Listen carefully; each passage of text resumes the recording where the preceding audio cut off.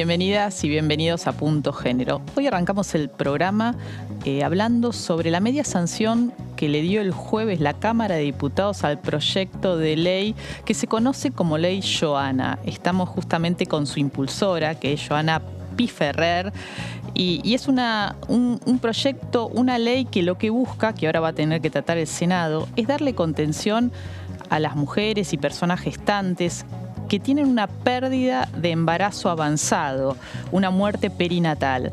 Estamos ya con Johanna para hablar de la importancia de esta iniciativa. ¿Cómo estás? Buenas noches. Hola Mariana, gracias por la invitación.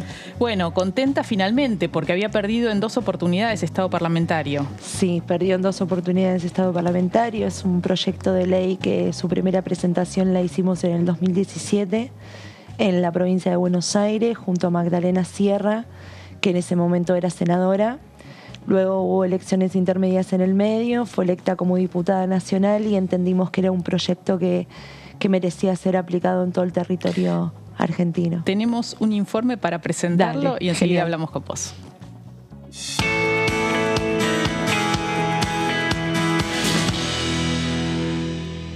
Finalmente, la semana pasada, la Ley Johanna logró la media sanción en la Cámara de Diputados.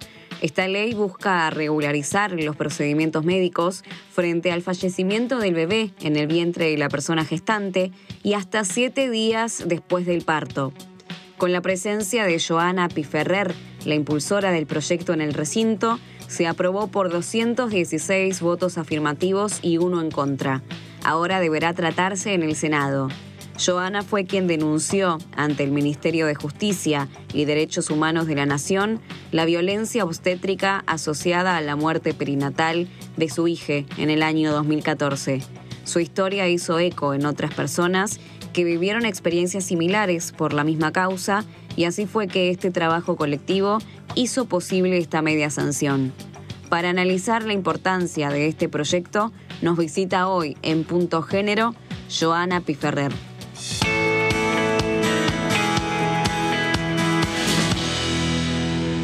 Bueno, ahí estás presentada. ¿Por qué te pareció importante impulsar este proyecto? A mí al principio lo que me pasó fue que no podía entender lo que habían hecho conmigo y lo que habían hecho con Ciro. Mi condición de militante también hizo que yo supiera que tenía derechos a la hora de parir, si bien la ley de parto respetado, que es una herramienta muy importante y una ley que tardó mucho tiempo en implementarse, que tampoco es casual, el tiempo que pasó. No podía entender que se tratara así, creí que era la única. Sí, porque es una ley del 2005 que se reglamentó 2021. Del 2004. 2004. Y sí, en el 2021 pasaron 17 años en el medio. Así que, yo sabía que tenía derechos a la hora de parir. Si bien, no abordaba los nacimientos sin vida, todas las cosas que pedí dentro de la institución fueron a través de luchas, de peleas adentro, y otras que ni siquiera, las han tomado en cuenta. Y la verdad es que yo lo primero que hice en el año 2014 fue denunciar al Ministerio de Justicia y Derechos Humanos de la Nación, donde finalmente me reúno con ellos en el 2015 y esa denuncia pasa a la CONSAVID. Intervienen un montón de mesas interdisciplinarias en el medio, como el Ministerio de Salud de la Nación en ese momento, la Secretaría Comunitaria de Salud de la Nación, el INADI, donde finalmente el Defensor del Pueblo de la Nación dicta una resolución, la primera resolución sobre la violencia obstétrica frente a la muerte perinatal, que básicamente es la vulneración de derechos, es que decidan sobre tu cuerpo, y no solamente sobre tu cuerpo, sino también sobre tu salud mental. ¿Sentís como que era un trámite más que un acompañamiento integral frente a esa situación de pérdida, de un duelo, ¿no? De embarazos deseados, avanzados? Sí, yo creo que más que un trámite lo sentí como una minimización total, una invisibilidad total, no me registraban en lo que yo les estaba pidiendo. La manera de parir, por ejemplo, me querían llevar a parir de manera vaginal y la realidad es que yo sabía que no estaba en condiciones ni físicas ni psicológicas de afrontarlo. Porque la criatura ya había fallecido. Sí, Ciro, yo ya sabía que Ciro estaba muerto desde las 2 de la tarde, adentro de mi panza, esperando en maternidad, preguntando qué era lo que había pasado, porque la realidad es que tuve un embarazo, digamos, normal, atravesé cualquier cuestión que atraviesa cualquier persona que gesta, algún vómito, acidez, pude acceder a todos los controles, nada indicó que Ciro iba a morir, sinceramente. ¿Y ahora qué cambia con este proyecto que tiene media sanción? Bueno, lo que cambia es que este proyecto no viene a obligar a nadie a hacer algo que no quiera ni sienta, pero sí otorgarte el derecho a decidir cómo va a ser ese nacimiento sin vida y ese puerperio, porque después hay que volver a una casa, está la lactancia, nuestro cuerpo sigue el proceso natural, y lo que propone el proyecto es poder elegir la manera de parir siempre y cuando nuestras vidas no corran riesgo, que se respeten nuestras pautas culturales, entendiendo que la Argentina no es solamente el AMBA, poder estar acompañadas durante todo el proceso o no, información sobre la lactancia, sus métodos de inhibición o donación, que se registre de manera administrativa con nombre. En la actualidad los certificados de función fetal, en el caso de que tengas el privilegio que te lo den, está a nombre de las personas que gestan, con la descripción, en mi caso, por ejemplo, feto NN masculino, 33 semanas de gestación y lo que pesó Ciro, para tener estadísticas, para tener un registro de lo que pasa con esos cuerpos. Son alrededor, de acuerdo a algunas estadísticas, entre 4.500 y 6.000 por año, ¿no? Al año. Que sí. ocurren, que son estas pérdidas de embarazos avanzados. Sí. Después también propone que se introduzca dentro de las carreras de grado y posgrado de gestión estatal la muerte perinatal para que los y las profesionales de la salud reciban formación para atender y contener de manera adecuada, campañas de promoción y visibilización desde el Estado sobre la problemática y un espacio fuera del área de maternidad, ya que tu situación, es totalmente diferente al resto de otras familias que están en todo su derecho de expresar la alegría, y también por la otra, ¿no? Hay situaciones donde estás internada en una misma habitación, una mujer con su hijo vivo, y entonces es como poder tener un espacio de intimidad para poder atravesar ese proceso. Te vi al entrar, tenés un pañuelo verde. Sí, y sos claro. activista por el derecho al aborto también. Sí. Porque en algún momento se pensó como que eran proyectos incompatibles, ¿no? Sí, la verdad es que la muerte perinatal fue algo que nos costó muchísimo. Primero visibilizar, hablar de la muerte, las personas y las mujeres que gestamos atravesamos un montón de realidades, parimos hijos deseados vivos, elegimos no continuar con embarazos no deseados y también parimos hijos muertos. Y hay que abordar cada situación, no se puede abordar todo de una misma manera. Tal vez a nosotras se nos hace más fácil, al resto se le hace un poco más difícil entender al deseo como derecho, ¿no? Y siempre de la soberanía sobre nuestros cuerpos, todo lo que vayan a decidir o hacer con nosotras, luego replica en nuestra salud mental, en nuestros duelos, en nuestra recuperación. No solamente, nosotras nos tenemos que recuperar de ese hecho traumático, que en la realidad es algo que nos va a acompañar por el resto de nuestras vidas, pero atravesarlo libre de violencia, sin vulneración de derechos, lo que hace es que vos puedas tener un duelo sano. ¿Cómo viene el tratamiento en el Senado? Esta media sanción, casi por unanimidad, ahora tiene que continuar su tratamiento en la Cámara Alta. Sí. Por el momento no tenemos información, sabemos que se extendieron las sesiones ordinarias hasta el 30 de diciembre, con lo cual nosotras iniciamos una segunda campaña federal, primero para que lo traten en diputados y lograr la media sanción, y ahora estamos viendo a ver qué estrategia nos vamos a dar con el colectivo para ver si este año por fin también se trata de senadores y logramos que este proyecto de ley se convierta en ley. Bueno, muchas gracias, Joana. No, gracias a vos por el espacio. Haremos el seguimiento desde acá, desde Punto Género. Nosotras y nosotros nos vamos a un corte y enseguida volvemos. ¿Para qué? Para hablar sobre monogamia. No te vayas, ya volvemos.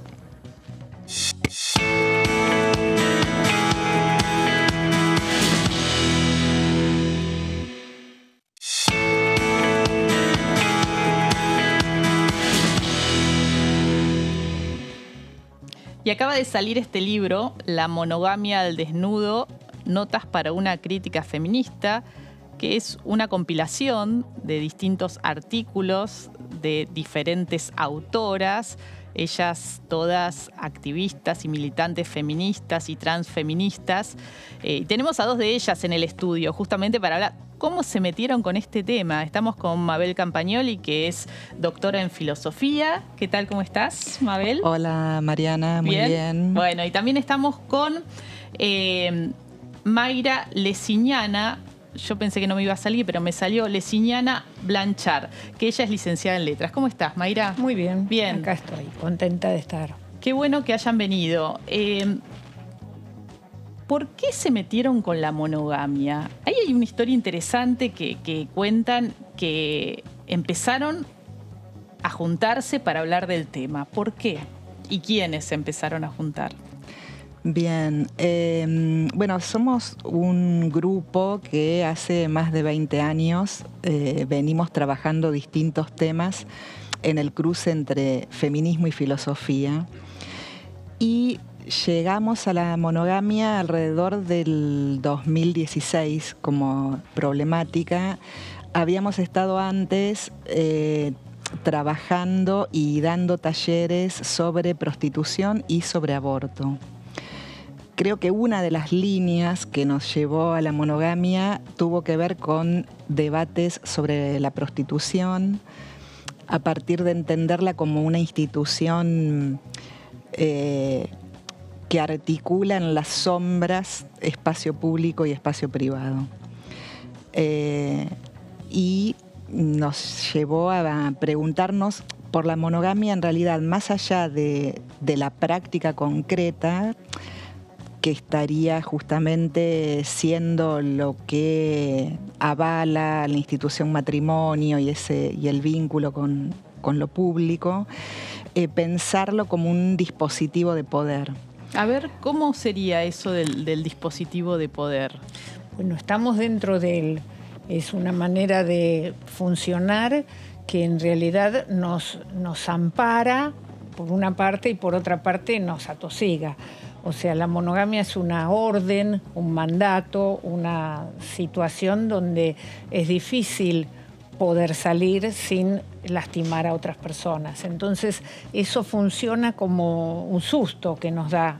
O sea, quiero decir, la idea de necesidad de monogamia también implica la situación de quedar dentro de esa pareja que puede ser valorada como algo exclusivo y de una manera que desprecie el resto de relaciones. O sea, pasa a tener tal centralidad que no se valoran el resto de relaciones que en realidad pueden ser tan o más importantes que una pareja.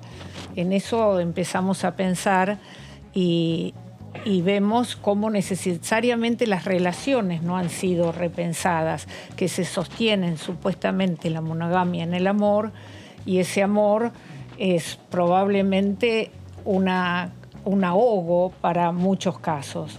Y a la vez se sostiene la monogamia en esta sociedad como si fuera algo natural, cuando en realidad hay infinitas manifestaciones de no monogamia. A ver, Hay algo que es interesante plantearlo, que acá en el Congreso mismo se habló del tema, porque cuando se aprobó la reforma del Código Civil, uno de los artículos lo que hizo fue eliminar la infidelidad, que es la ruptura de la monogamia, como una causal de culpa en el divorcio. Es decir, como quien cometía la infidelidad era culpable y en ese caso, bueno, debía pagar las culpas en esa división de bienes, etc. Y se sacó ese componente. Ya no es una causal de culpabilidad, de castigo en torno a un divorcio. Lo que sí quedó es algo así como una recomendación moral. Sí, que sería justamente dos compañeras del grupo trabajan en un artículo, María Giannoni y Laura Morroni, mostrando cómo esa recomendación moral justamente muestra el aspecto normativo, ¿no? De que puede desplazarse de lo jurídico, sin embargo, lo normativo sigue teniendo peso. Ahora, ¿por qué ustedes se plantean, a partir de esta propuesta, de este libro, con esta serie de artículos, de alguna forma o atacar la monogamia o salir de la monogamia? Yo creo que lo que nos preocupa es cuestionar, poner y deconstruir para ir viendo qué se puede. No se modifica la monogamia en un estallido de voluptuosidad y promiscuidad. Yo creo que para revisarla hay que ver desde dónde viene. Y viene desde la modernidad, donde se plantea ligada a la propiedad, a la herencia, a los vínculos que hay que privilegiar, y en realidad puede ser eso toda una trampa que ha afectado a las mujeres principalmente. ¿Por qué? No estamos, y porque por una parte me parece que la monogamia fomenta los celos, porque uno cree que el otro es propietario de uno y uno propietario del otro, o sea, alienta esa idea de amor del uno para el otro, de la media naranja, de que tenemos que estar juntos toda la vida. Ese sería el plan de la monogamia, cosa que en realidad ocurre en muy pocos casos o ocurrió en otros tiempos más a menudo, pero actualmente es difícil de conciliar eso. Igual que sigan siendo los que son amantes y se mantiene esa relación, que sigan siendo, no estamos en contra, estamos queriendo pensar por qué es ese vínculo, y ese vínculo hace que en muchos casos la propiedad sobre el otro de ser mía, quiero que seas mía, en general ha afectado más a las mujeres. La mujer puede decir, no dice en general, quiero que seas mío. Bueno, puede ser si es celosa, pero no logra nada. En cambio, el que quiero que seas mía fomenta muchas veces la violencia. Ahora, la monogamia tiene como cuántos siglos, ¿no? Está instaurada y es como... Pero ha variado. ¿Ha variado? Sí. O sea, si uno se fija, y depende de las culturas, o sea, parece instalada como algo desde siempre, pero en realidad en los países musulmanes hay poligamia en muchos casos. Pero en general los hombres tienen la poligamia, claro, y no las mujeres, ¿no? Sí, ves, poliginia. Lo poco que uno sabe. Poliginia le llaman. Y sí, en ese sentido, en todo caso se podía pensar que era una molestia para las mujeres la poligamia, que sacar la poligamia para los occidentales es favorecer a las mujeres. Pero muchas mujeres te dicen que no, que en realidad preferían la poligamia porque descansaban un poco del asedio masculino. Entonces, muchas defienden la poligamia dentro de la cultura musulmana. Lo que pasa es que el occidente pretende esta otra concepción. Ahora, en este último tiempo, estos últimos años, se empezó a hablar del poliamor, ¿no? Como una forma de establecer relaciones abiertas, con un nombre, ¿no? Porque en otros momentos puede ser que la relación también sea más abierta o más cerrada, sí, sin que los dos, que el otro sepa, ¿no? Esta cuestión de la infidelidad. ¿Creen que eso es un avance hacia esta liberación de esta, no sé cómo llamarlo, si es como una estructura, ¿cómo lo llamarían? Sistema. Un sistema. O una cultura incluso. Una cultura. Sí, una institución, podría decir, como así como Monique Wittig dice que la heterosexualidad es una institución independiente, una institución social, independientemente de la práctica sexual de las personas concretas. Y lo voy a ligar un poquito también con lo anterior, porque me parece que la monogamia, como la entendemos contemporáneamente, universalizada desde la mirada occidental, es una de las estructuras de la articulación capitalismo-patriarcado, que invisibiliza, por ejemplo, cómo en el largo desarrollo que llevó a la modernidad había prácticas afectivas y sexuales diversas que tenían que ver con multitudes, por decirlo de alguna manera, que han quedado hasta perdidas en la historia, ¿no? Porque están sofocadas por la idea de la unilateralidad o la idea de pareja. ¿Y esto ustedes lo relacionan con el tema de la herencia, fundamentalmente? Pero también, en el aspecto material, sí, pero también hay un aspecto simbólico que es el control de los sujetos, control de las subjetividades. Entonces, por eso también la idea de dispositivo, porque el hecho de encauzar las afectividades en vínculos únicos, digamos, va dando un formato de sujeto, de individuo y de sociedad. O sea, es uno de los modos justamente de orientar y confinar la libertad. Y en este sentido, respecto del poliamor, no es para estigmatizarlo, pero en principio, cuando se ofrece desde un vocabulario neoliberal, ¿no? en nombre de la libertad, pero de una libertad pensada en sentidos de átomo, creemos que es más de lo mismo, ¿sí? Es como otro formato que puede transformarse en dispositivo. Ahora, más allá de eso, creemos que hay múltiples prácticas que cuestionan la monogamia, ¿no? Entonces, por eso yo diferenciaría la monogamia como la normativa que nos está interpelando desde... El mandato. Sí, que nos está interpelando socialmente, para mí, desde todos los ámbitos. Digamos, incluso en la academia, incluso en las relaciones de amistad, en las relaciones de vecindad. Sí, lo que está en juego es la libertad, pero hay que repensar lo que está en juego en la monogamia. Para mí personalmente implica repensar la libertad y resignificarla en términos no liberales, en términos que permitan ver que estamos en redes vinculares, ¿no? ¿Y bueno, qué significa un tema eso? para romperse el coco, porque ¿no? tanto tiempo que te dicen que es así de este lado o de esta forma, empezar a correr los velos desde la crítica feminista, bueno, te hace pensar qué es la institución, ¿no? ¿Qué es esta institución de la monogamia? ¿Para qué está? ¿Para qué vino? Muchas gracias a las dos por habernos acompañado. Gracias por la invitación, Mariana. Un placer. Y aquí está, Monogamia al desnudo, notas para una crítica feminista. Si quieren profundizar, por supuesto, es de Editorial Walddutter. Ahí está. Muy bien.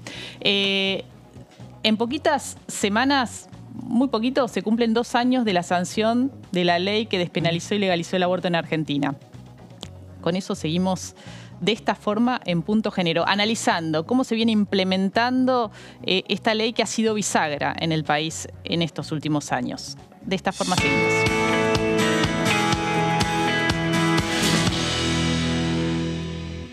En diciembre del año 2020, la sanción de la Ley de Interrupción Voluntaria del Embarazo significó un gran avance en materia de derechos sexuales y reproductivos. A casi 2 años de este reconocimiento legal, su implementación en el país aún es dispar y varía absolutamente en relación a factores sociales, culturales, económicos y hasta geográficos. La Dirección Nacional de Salud Sexual y Reproductiva indica que se practicaron 73.487 abortos en el país, pero es en la segregación por provincia donde se hacen visibles las dificultades al acceso debido a, por ejemplo, la distribución geográfica de los servicios habilitados. Estos datos ponen en debate la necesidad de sostener un trabajo de fuerte articulación para potenciar las acciones y garantizar el acceso a la ILE-IVE en todo el país. Para analizar las dificultades que aún se presentan en el marco de la Ley de Interrupción Voluntaria del Embarazo, a 2 años de su sanción, recibimos hoy en Punto Género a Mariana Romero, investigadora adjunta del CONICET.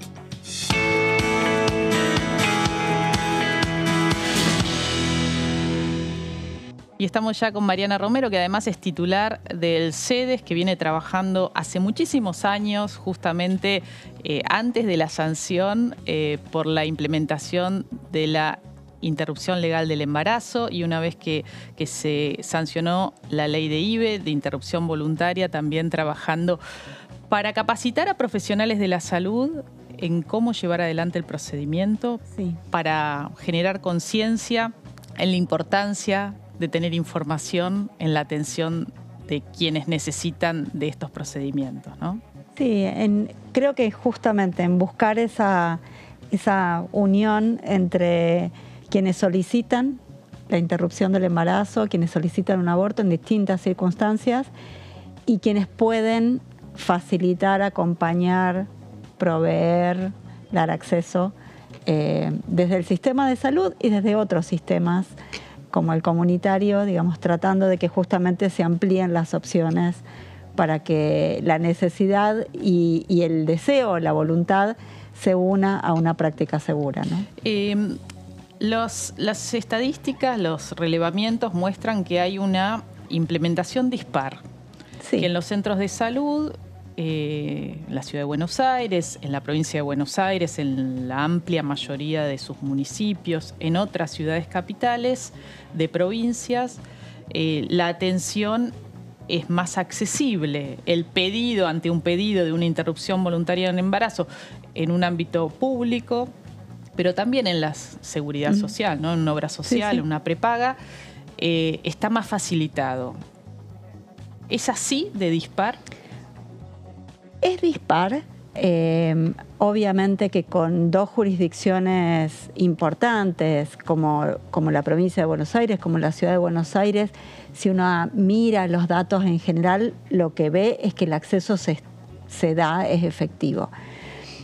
Yo creo que lo que todavía nos falta entender mejor son estas microgestiones, ¿no? Lo que pasa por fuera de una ciudad capital, lo que pasa en un centro de salud que está alejado.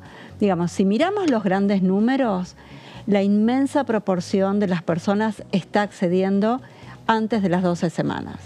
Y eso es un logro inmensísimo para los 2 primeros años de la ley y creo que hay que destacarlo. Ahora, cuando miramos la microgestión, cuando miramos lo que le pasa a una persona fuera de las ciudades capitales, yo creo que es ahí donde hay que afinar el diagnóstico, hay que entender por qué se están dando demoras, en qué situaciones ocurre la consejería, en qué situaciones ocurre el acceso oportuno, los plazos de la ley, y si además la tecnología a la cual las personas acceden es la tecnología adecuada o todavía hay que ajustar mucho más los procedimientos, la capacitación, inclusive el empoderamiento del propio equipo de salud a la hora de prestar los servicios, ¿no? En relación a las zonas más alejadas, ¿no? Las zonas rurales, ¿cuáles son o las denuncias que llegan? O ni siquiera llegan denuncias porque no hay demanda en esas poblaciones para exigir, Claro. ¿no? O tener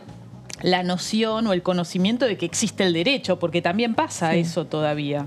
Bueno, el 0800, que es el número gratuito de salud sexual, es un buen indicador, ¿no? Y las llamadas crecieron sobre todo durante el año 2020, previo, digamos, a la sanción de la ley y al año siguiente. Entonces, creo que hay un cúmulo de de demanda, digamos, de las personas para que los servicios ocurran.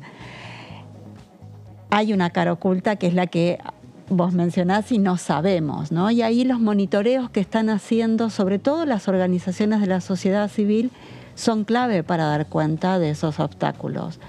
De los que enfrenta una mujer en una zona rural, de los que enfrentan por desconocimiento, por prejuicio y por estigma, porque a veces es la propia autocensura, ¿no? La idea de que no encontré el escenario propicio y me voy, ¿no? Esta idea, digo, yo todavía sigo recogiendo estos comentarios acerca de, bueno, le fui a preguntar a la que tiene el pañuelo verde, ¿no? Como esta necesidad de reasegurar que no es solo saber que tengo el derecho, sino saber a quién se lo puedo pedir, ¿no? Y me parece que ahí tenemos todavía un terreno para trabajar, mucho desde la sociedad civil, porque creo que ahí es donde el diagnóstico más afinado, más ajustado ayuda, pero también el Estado. El Estado tiene una deuda aún pendiente, que son campañas de comunicación. Faltan campañas que den cuenta del derecho, ¿no?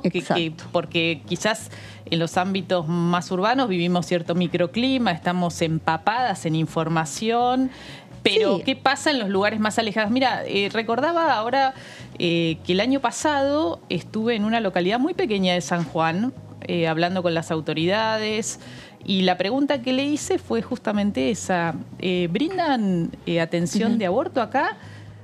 Y me miraron como diciendo, no, acá no, acá no. Y yo me quedé como muy sorprendida. Claro. ¿Cómo acá no? Les pregunté, ¿no?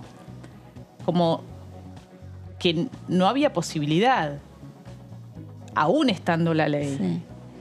Y se juegan muchas cosas ahí. Se juega que es el único lugar, que es el lugar donde me conocen, que es el lugar donde también me cruzo con mi vecina, con capaz el personal de salud que vive cerca. Digo, ahí cómo garantizo confidencialidad, privacidad, ¿no? Me parece que esas cosas se juegan. Es lo que hay que ajustar. Es lo que hay que ajustar. En estos días nos enteramos que Argentina vive el descenso más pronunciado de nacimientos en su historia. Un informe del CIPEC dio cuenta de un 55% menos de embarazos en adolescentes y un gran descenso de los niveles de fecundidad desde 2014. Sí. ¿A qué se lo adjudica? ¿A qué podemos adjudicárselo? ¿A una buena educación sexual integral y entrega de anticonceptivos efectivamente en adolescentes que hayan podido decidir que la mayoría de los embarazos antes eran no intencionales, ¿no?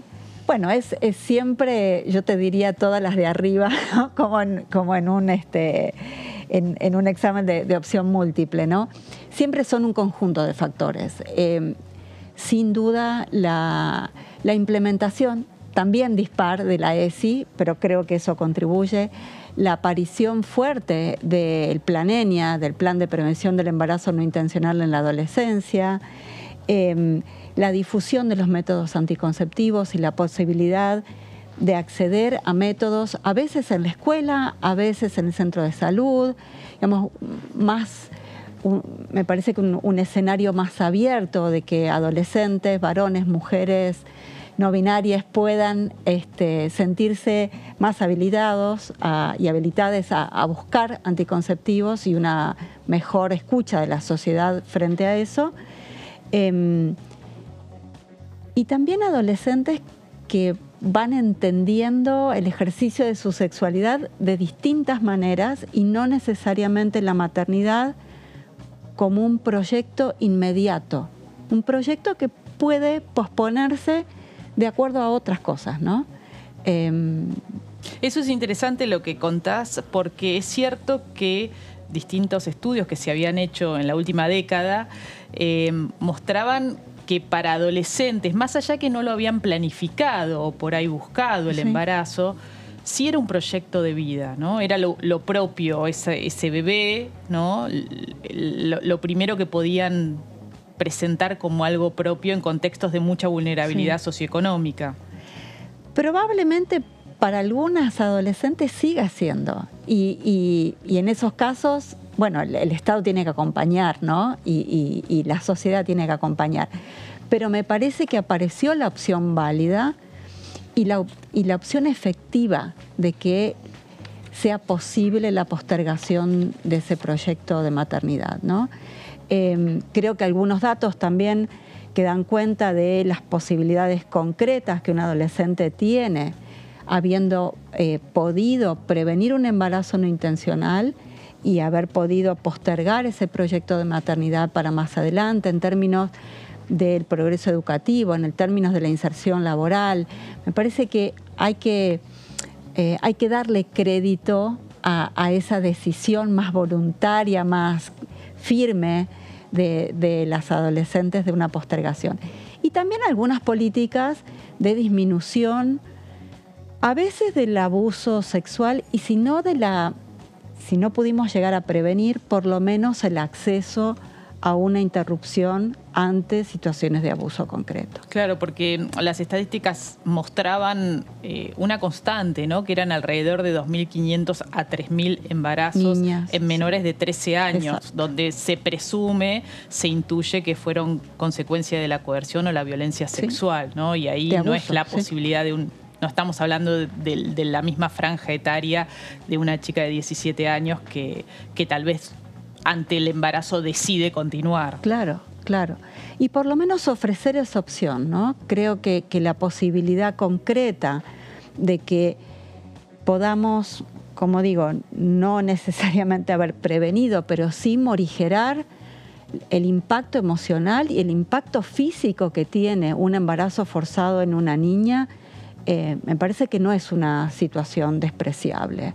No, desde ya hemos visto los casos emblemáticos, ¿no? Uno de los últimos, el de Lucía en Tucumán, de alguna forma que se le intentó forzar a una gestación producto de una violación antes de la sanción de la ley de interrupción voluntaria de embarazo, ¿no?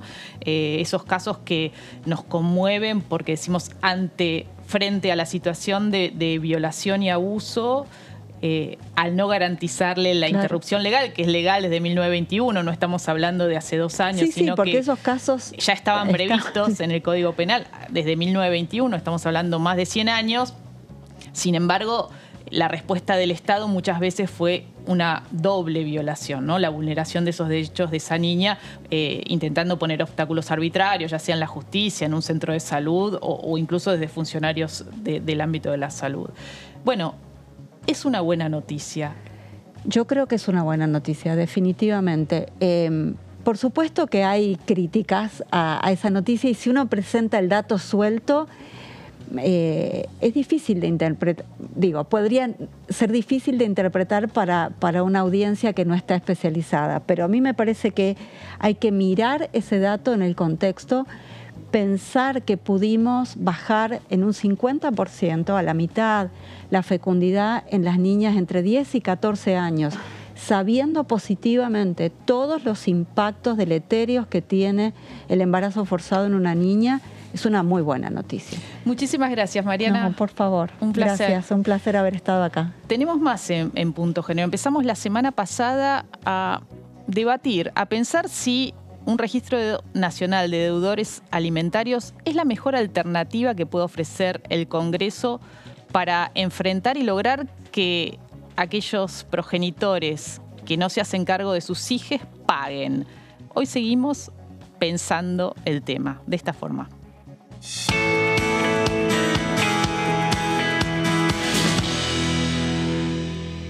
La Cámara de Diputados dio media sanción a un proyecto de ley que crea un registro nacional de deudores alimentarios. En Punto Género nos preguntamos si es la mejor solución al problema acuciante del no pago de la cuota alimentaria que se agravó durante la pandemia, cuando hay registros provinciales desde hace años y su existencia no ha mejorado el cumplimiento de esa obligación parental. Un reciente relevamiento realizado en la provincia de Buenos Aires, por ejemplo, mostró que el levantamiento anual de inscripciones ronda el 4%, lo que evidencia la baja efectividad de este tipo de herramientas para lograr el pago. ¿Por qué en el Congreso no se intentan encontrar formas más creativas y efectivas de lograr que los padres paguen lo que les corresponde? ¿Cómo resolver este grave problema que reproduce la violencia económica de género? De eso vamos a hablar hoy en Punto Género.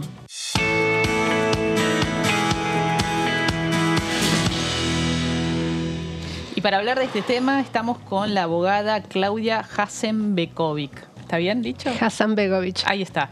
Especialista en Derecho de Familia, con muchos años de estudio de este tema. Muchos años. Ella también es docente universitaria y coordinadora de la Fundación Equifem. ¿Te parece una buena solución un registro nacional de deudores alimentarios frente a este tema que es otra cara de la violencia de género, en este caso económica, ¿no? Mira, si pensamos en cuál es el efecto que esto puede tener para hacer que los papás incumplidores paguen las cuotas que deben, yo diría que hay que agregarle hay que hacerle varias modificaciones. La más importante es que entre las medidas contemplen la suspensión de la responsabilidad parental hasta tanto hayan pagado la deuda. Porque tanto el no pagar cuota alimentaria como volver locas a estas mamás con las visitas, pidiendo cuidado personal cuando nunca se ocuparon de los chicos, denunciándolas falsamente por impedimento de contacto, son todas tácticas que utilizan los hombres agresores para continuar la violencia cuando la expareja se escapa. Tenemos entonces, ¿qué es lo que estoy sugiriendo? Que en el artículo 8 del dictamen que se ha logrado, donde están todas las medidas que se pueden tomar, se incluya la suspensión de la responsabilidad parental. ¿Eso qué significa? Que la mamá se puede ir del país a pasear unas vacaciones sin tener que pedirle la autorización al papá. ¿Qué significa? Que el papá no puede hacer denuncias por impedimento de contacto, que no puede hacer juicios de pedidos de sistema de comunicación, porque hay que entender muy bien la diferencia entre un papá que realmente es un papá presente y quiere estar con sus hijos, de un padre que es un agresor que utiliza a los hijos y utiliza el no pago de cuota alimentaria para controlar a la mujer, y los hijos no le importan, por eso es que los daña. Y lamentablemente el Poder Judicial, en el programa pasado, vi tu programa, recuerdo lo que dijo la doctora Sabrina Cartavia, mencionó el tema de los estereotipos que se juegan en el Poder Judicial, en realidad en todos los funcionarios, en toda la sociedad, y empezamos por el varón incumplidor. Entonces, lo que tiene que hacer el Estado es el cambio cultural, pero desde la mano del Estado. Porque esa palabrita cambio cultural a mí me tiene harta. Harta. ¿Por qué? Porque el cambio cultural parece que es algo que está afuera de nosotros, no está en nuestras manos, va a llevar cientos de años para que lo logremos. Y resulta que en los países de la Unión Europea han logrado que los papás se cuiden cuando no quieren ser padres. ¿Por qué? Porque les aplican sanciones, una mezcla de sanciones económicas, sanciones penales. ¿Cómo lo han resuelto al tema del incumplimiento? Con esto, el Estado cumple con su función, porque acá en Argentina en ninguna conversación hasta ahora he escuchado la palabra el Estado es garante. Y no, porque está planteado como un tema entre privados, ¿no? Y como, no lo es. Claro, por eso. No lo es. Así como yo señalaba esta cuestión, así como sacamos del ámbito privado la violencia física, que es la más explícita y la más reconocible, y el Estado se metió y dijo, no, bueno, si ocurren estas situaciones, debe intervenir el Estado para cesar esa violencia. En este caso, todavía no se logra ver la necesidad de esa intervención para cesar esta otra forma de violencia, que es el incumplimiento de la cuota alimentaria. Te pregunto esto de cómo lo han resuelto otros países, porque uno cada vez que habla dice, no, ese es un tema complejo, es muy complejo, tiene muchas aristas. Bueno, ¿cómo se resolvió en otros lugares? Yo no soy vaga, yo soy bien concreta. ¿Cómo se logró? Primero, asumiendo la obligación que tiene el Estado, todos los estados que han firmado la Convención de los Derechos del Niño, y nosotros no solamente la firmamos, la ratificamos, sino que redoblamos nuestro compromiso al incluirla en nuestra Constitución Nacional. En el artículo 27, inciso 4, dice que el Estado garantizará el pago de las cuotas alimentarias por parte del progenitor no conviviente. Ya vimos las estadísticas que dicen que solo 3 de cada 10 sentencias de alimentos se cumplen. Hay 1.860.000 madres criando solas, de 2.500.000, que es el total. ¿Y qué sanciones hay? Hay 20 hombres cumpliendo condena por el delito de inasistencia alimentaria fraudulenta. 20 en todo el país. Ahora. ¿Por qué? 2021, es la estadística de 2021. ¿Por qué se da esto? Porque los funcionarios que tienen que aplicar el derecho público, llamado derecho penal, consideran que un hombre que no paga alimentos no es un delincuente, es un troglodita, no se adaptó a los cambios que hay en la vida. Y detrás de todo eso sigue estando latente esta idea de que ella quiso hijos, los hijos son de la madre, ¿qué viene a molestar acá? El dinero es de los hombres, lo dijo muy bien Clara Coria hace más de 30 años. Entonces, lamentablemente, esto, más la idea de que las mujeres no somos ciudadanas, eso surge de un estudio de Marcela Rodríguez y Cristina Mota, que se llama el caso Justicia y Mujer, el caso argentino, muestra que los hombres son tratados como ciudadanos que reclaman sus derechos cuando van a tribunales, y las mujeres como estas locas, histéricas, que están molestando y a quienes si se les da algo se los da de favor. Podemos pensar que eso es del año 2000, pero en una tesis doctoral que acabo de ser jurado, donde se buscaron las percepciones sobre los varones violentos en los funcionarios del Poder Ministerio Público, del Poder Judicial de la Ciudad de Buenos Aires, funcionarios de 45 años promedio consideraron que no era delincuente y por lo tanto no se aplica el Código Penal. A ver, vamos por partes. Claudia, entonces, frente a este proyecto de un registro nacional de deudores alimentarios que se le dio media sanción acá en la Cámara de Diputados, ¿podría llegar a servir, decís vos, de acuerdo a tu experiencia, a tus estudios y el mirar que han hecho otros países, si se logra incorporar esa imposición de quitarle la responsabilidad parental? Esto es la patria potestad. No quitársela, suspendérsela. Quitársela mientras no pague. Porque esto es una obligación. Entonces, son señores que se creen con todos los derechos y ninguna obligación.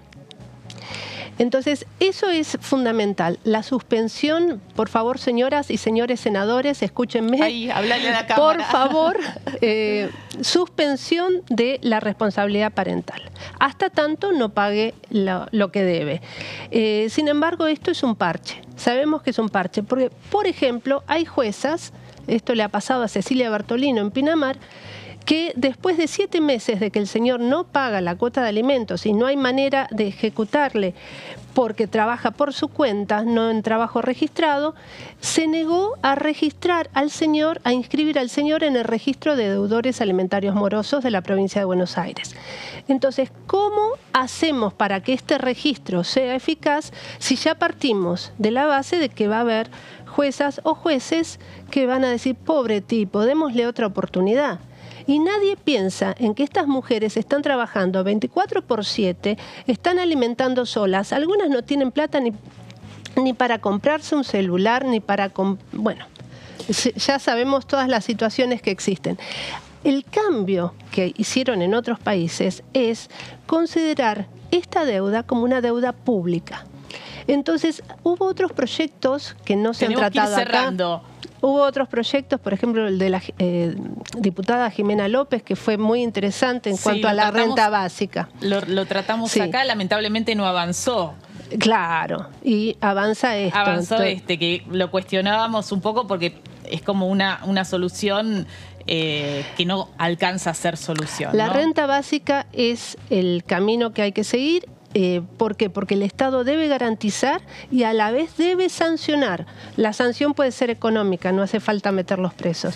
Muchísimas gracias, Claudia. Vamos a seguir con este tema porque nos preocupa y mucho y sabemos que hay muchas mujeres, muchas madres criando solas, padeciendo este incumplimiento de esta responsabilidad parental. Nos volvemos a encontrar próximo lunes, como siempre, acá en Punto Género. Chau, buenas.